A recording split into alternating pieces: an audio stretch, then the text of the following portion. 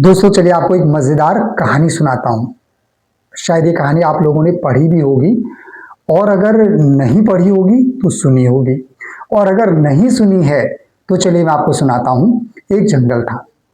जंगल में एक खूंखार शेर रहता था। शेर जंगल का राजा होता है, और वो शेर डेली जंगली जानवरों का शिकार किया करता था। कभी एक मारता, कभी दो मारता, कभी तीन, कभी चार। ऐसे ऐसे जंगल की तादाद बाकी जानवरों की कम होने लगी। अब जंगल के जानवरों में दहशत फैल गई कि हमारी तादाद कम हो रही है, तो कैसे इससे बचा जाए। सबने एक बैठक की, और बैठक में ये निर्णय लिया कि क्यों ना ऐसा करा जाए कि शेर के पास रोज एक जानवर स्वतः ही चला जाए और शेर अपनी भूख मिटा ले। अब ऐसे करते करते करते रोज एक जानवर शेर के पास जाने लगा।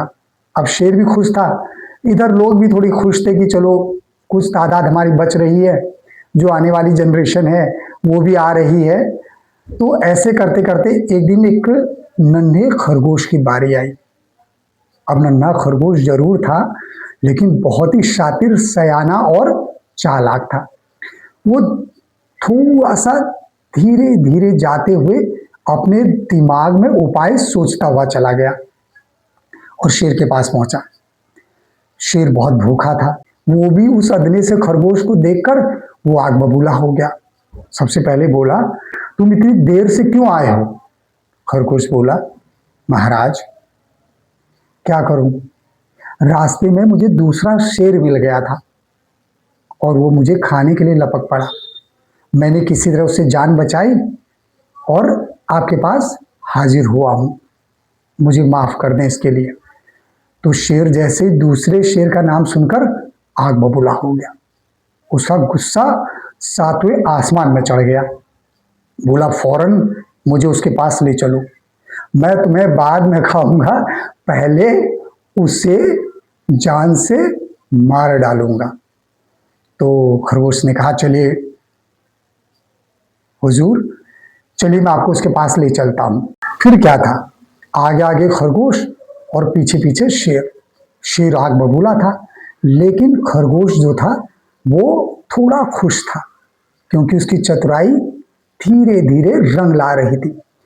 लाते लाते लाते लाते खरगोश शेर को एक बड़े से कुएं के पास ले गया और बोला, महाराज वो दरिंदा, वो खूंखार शेर इसी में छुप कर बैठा है। उसने शायद हम लोगों को आते देख लिया है और इसमें छुपकर बैठ गया है।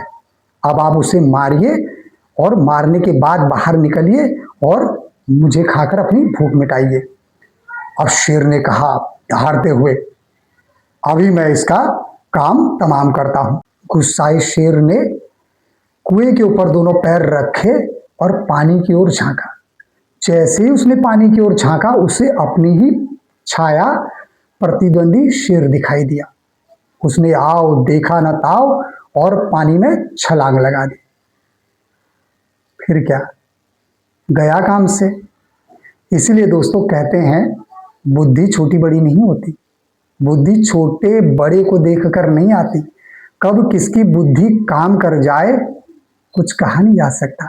और हाँ, अहंकार, अहंकार का अंत निश्चित है। धन्यवाद।